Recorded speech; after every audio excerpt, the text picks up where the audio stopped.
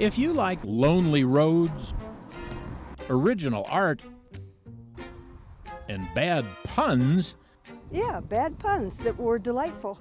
in pretty much the middle of nowhere, well, whoa already. Stop for a moment of art appreciation. Okay.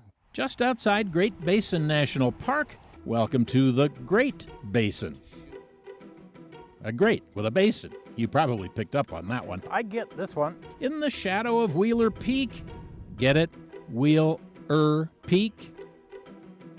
Anywhere but here, you'd never find a guy made out of a toaster oven, or a cowboy named Bob Wire, or, you guessed it, a cowgirl named Barb Wire. All of which, they say, reflects the small but eclectic population in the mostly uninhabited spaces around Baker, Nevada. Kind of a bit of defiant spirit with some humor and quirkiness to it. A lot of this stuff is right on the fence posts, so some local art historian or probably a comedian labeled it post-impressionist art. It all started with gloves. 20 years ago, a guy named Doc Sherman put up some gloves on fence posts. And they were all along the fence post, and he called it the Permanent Wave Society. Then other folks added their own art, their own humor, their own Beats me. inscrutable mysteries. I don't know.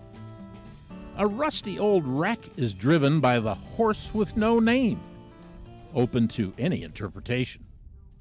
It's a nice way of describing life out here on the prairie. Over the years, the art got fancier, bigger, in some cases closer to the road. There have been some very sophisticated art pieces in more recent years. Bill Roundtree's masterpiece might be this, a rocket ship made from 3 brooms and an old Electrolux vacuum. Because space is a vacuum. He never put his spacey vacuum alongside the road, and maybe that's a good thing, because last fall, a lot of the roadside art suddenly went away. This is Pegasus, which was taken down by the state. That's right, the Nevada Department of Transportation, NDOT, now has Pegasus and other art rounded up behind security fences. It just seems kind of silly that, somebody just came along with a dump truck and a lot of it was destroyed. It's not that bureaucrats hate art or have no sense of humor. NDOT was concerned about safety, with a growing sculpture garden and a state highway right-of-way. I can see some people's point that it might be a danger and people were stopping at the wrong spot. But the people of Baker are willing to work with NDOT to come to some kind of compromise. Maybe a special area for sculptures with designated parking, maybe even a permit system for roadworthy art. Who's to say what's good and what's bad? What's good to me is not good to you. Pine or bucket. Indeed.